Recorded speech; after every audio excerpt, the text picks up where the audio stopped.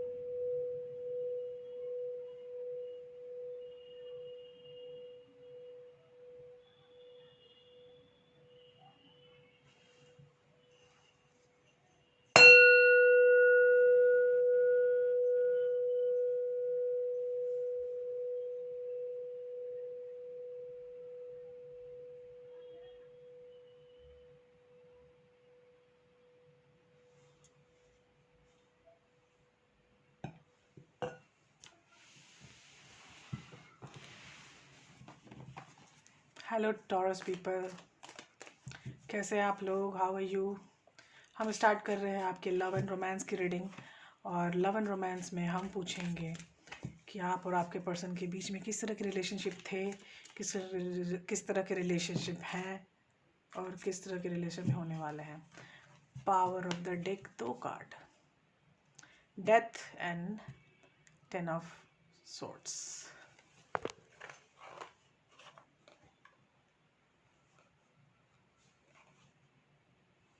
ठीक है,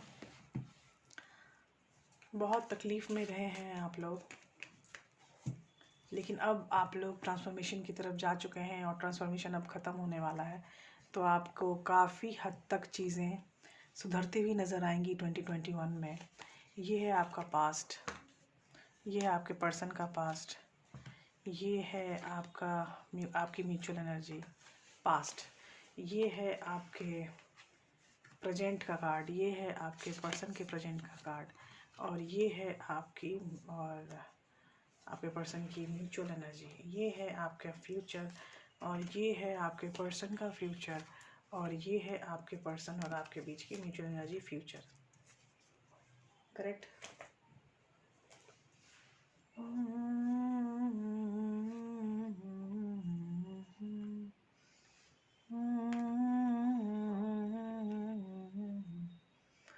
आपका पावर ऑफ द डेक आपने देख लिया है, वो है 10 ऑफ सॉर्ड्स और डेथ।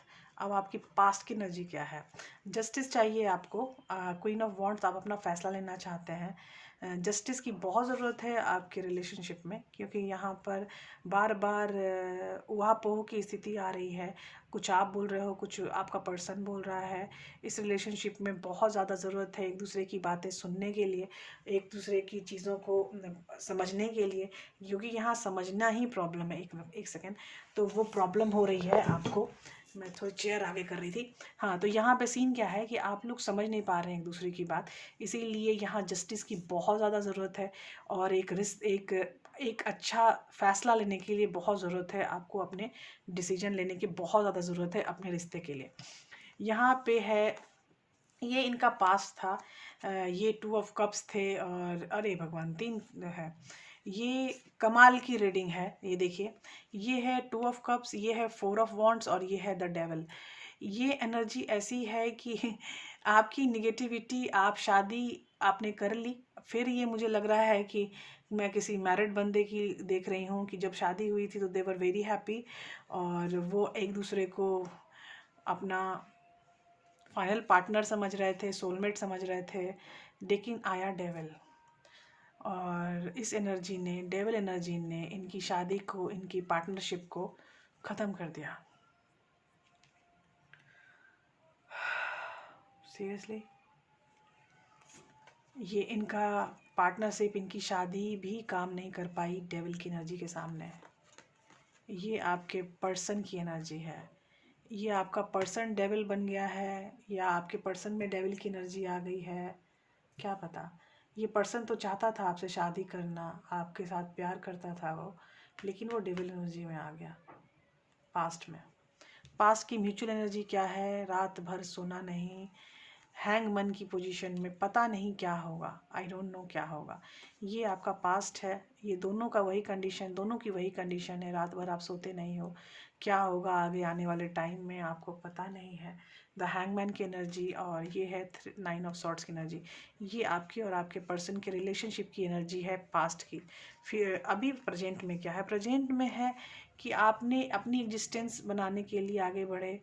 आप एक बहुत ही गंदे एनर्जी में खुद को ट्रैप्ड महसूस कर रहे थे, लेकिन फिर भी सबसे लड़ के आगे बढ़ने के लिए आप प्रेरित हो, तो आपकी एनर्जी बहुत अच्छी है।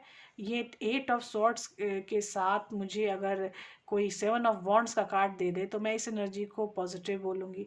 जो सेल्फ लव का कार्ड है वो वैसा कार्ड है ये, कि आप खुद के प्रति बहुत ज़्यादा समर्पित हो और खुद के लिए काम करना चाहते हो। आपका पर्सन सिर्फ पैसा पैसा पैसा कर रहा है आजकल। 4 ऑफ पेनिकल्स, वो दोनों हाथों से पैसे पकड़ रहा है। वो जब बात करेगा तो वो थोड़े इमोशनली बात कर लेगा, 2-4 लाइन, लेकिन मुझे 4 ऑफ कप्स मतलब बंधी हुई एनर्जी। तो एनर्जी बंधी हुई है, ये आदमी बात कर रहा है लेकिन फिर भी ये उस बात में यू कैन से कि डीप कनेक्शन नहीं है। बात हो रही है, सुपरफिशियल सुपरफिशियल एनर्जी है यहाँ पे। ये अगर इक्वली अगर बोला जाए, आप चाहते हैं कि आपकी ज़िंदगी फिर से सही हो जाए, फिर से आपका रिश्ता वैसा ही बन जाए जैसे ये शादी हुआ था। ये म्यूचुअली में कौन द फूल के फॉर्म में है मुझे नहीं पता। द फूल की एनर्जी एरीज की एनर्जी होती है, तो एस ऑफ वॉन्ड्स में और द फूल में कौन कितना सोच रहा है एक दूसरे के लिए समर्पित होना, ये मुझे नहीं पता। लेकिन आप लोगों की आज भी एनर्जी कह रही है कि आप लोग फिर से अपनी चीज़ें शुरू करें और आगे बढ़ने की कोशिश करें, क्योंकि चीज़ें अच्छी हो सकती हैं।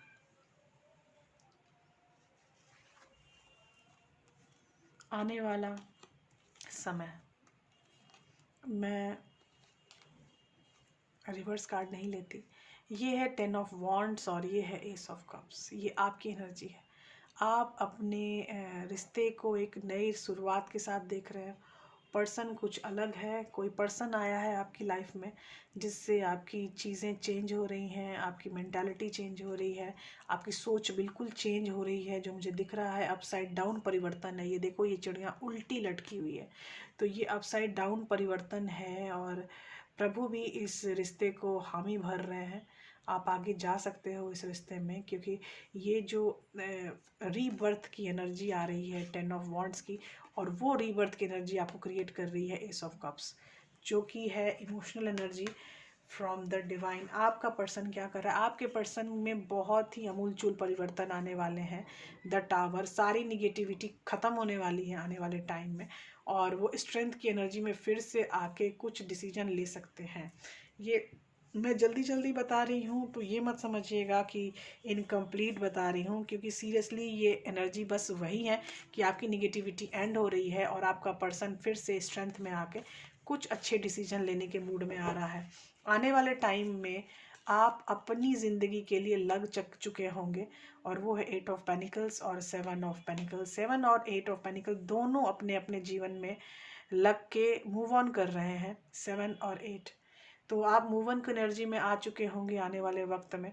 All the best guys. देखिए, अगर आपको चीज़ें, यहाँ देखिए डेविल, अगर आपको इस डेविल के कारण आपको ऐसा फील हो रहा है कि आपकी ज़िंदगी सत्यानाश हो रही है, कुछ चेंज नहीं हो रहा है, तो change your life. Change your life, move on from the person, let go the person and do your better life again.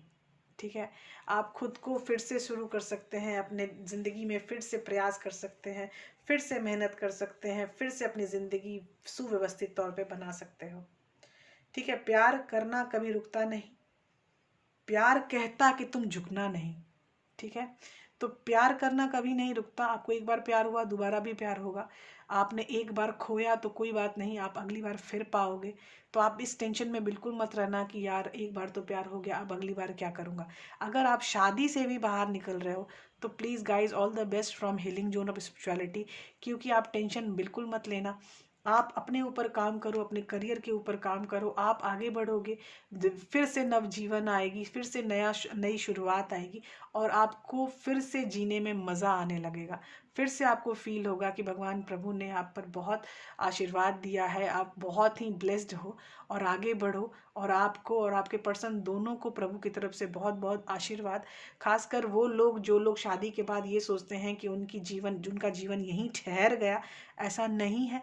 शादी के बाद अगर कोई मिस्टेक हो गई, आपका डाइवोर्स हो गया या आप अलग हो गए, किसी भी तरह से कुछ सेपरेशन आ गया, आपको फील हुआ कि नहीं वहाँ एक डेविल एनर्जी है, तो प्लीज़ वहाँ से आप आगे बढ़ सकते हो, अपने जीवन की नई शुरुआत कर सकते हो, और आप फिर से हंस खेल सकते हो।